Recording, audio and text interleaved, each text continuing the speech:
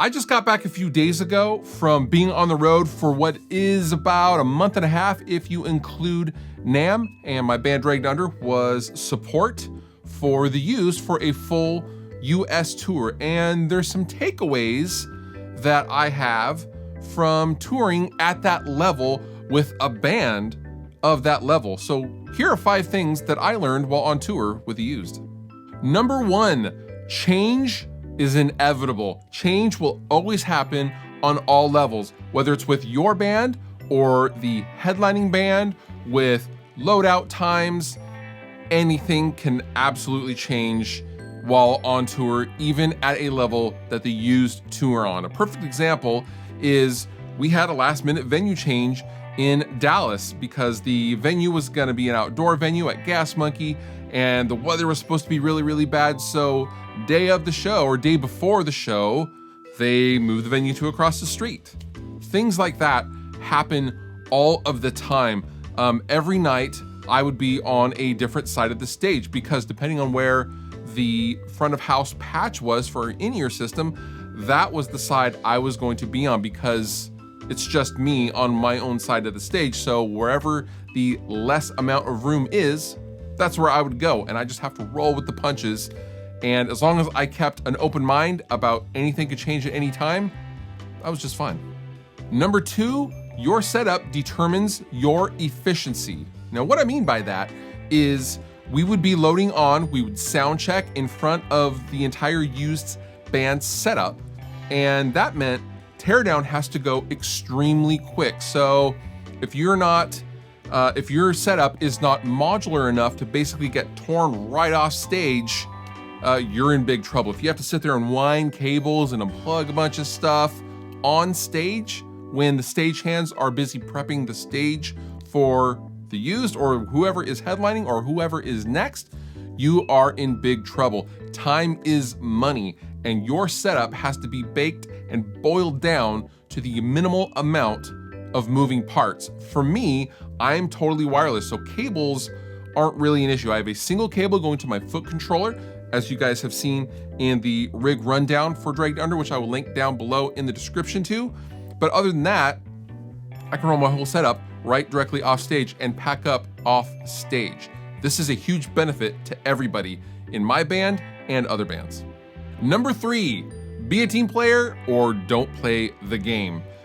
Everybody on a tour, whether you are the lighting guy or the tour manager or the guitar player in one of the other bands, everybody is a cog in the big machine that is the tour package. And everyone has a role and everyone has a specific purpose for why they are there. And it is important to not get in anybody else's way. Everybody has their own agenda.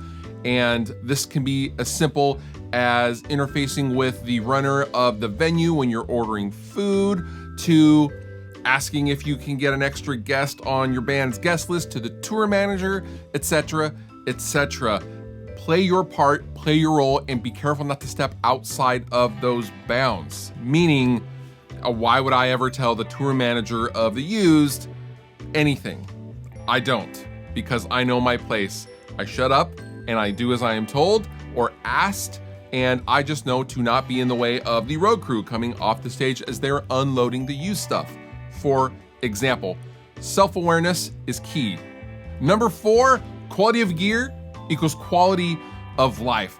The gear gets beat up a lot on a tour, and I always kind of assumed it was just from playing and being a monkey on stage. Well, actually, the gear gets beat up most when you're loading and offloading and when it's going into the trailer, etc. And a perfect example of this is a lot of the venues that we were playing were about 1,000 cap, and a lot of these venues are older and were, old stage and play based venues. Therefore, there wasn't a lot of backstage area in a lot of cases. So we would play and all of our stuff would have to be packed up elsewhere, i.e. outside. Whether it was raining or snowing or not, everything is going outside, and it is up to you to pack your stuff and put your stuff in your road case. So things like my Ernie Ball Music Man Stingrays would have to go out in the rain sometimes. Same with my Helix rack. Now, I am lucky enough, going back to point number 2, efficiency, where I can just drop my 6U rack into the SKB case, close the lid, latch it, and I'm done. That's the kind of thing I meant with the efficiency. But good quality gear is key to braving the elements. As horrifying as that sounds, sometimes your stuff is gonna sit out in the rain until the trailer can come to get your stuff in, and until the stagehands can get to it, etc., etc. So getting the best possible gear if you're going to be on any kind of a tour is absolutely critical. And finally, number 5, be a dude and prosper. And what I mean by that is be nice to everyone. Everyone should have a good interaction with you while you're on tour. You are representing other people. You are representing your band, your organization, and you should be nice to everyone. Check your ego at the door, and don't be afraid to help someone carry something, whether they're in your band or if it's to your benefit or not. Be a dude and prosper. Be super, super cool at all times, because it could come in handy. For example, when I accidentally stepped on the main power supply to the lighting rig and shut down the entire lighting setup to the used stage rig during sound check in San Diego. I was horrified, but Nate was super, super cool because I was being a dude and I wasn't an ass. So yeah, sorry, Nate.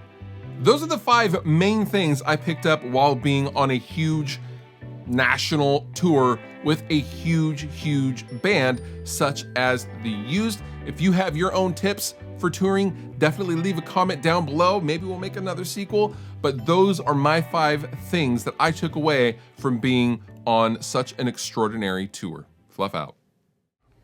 Video's over. I hope it was good. I mean, if it wasn't good, I apologize. But if it was good, you're welcome.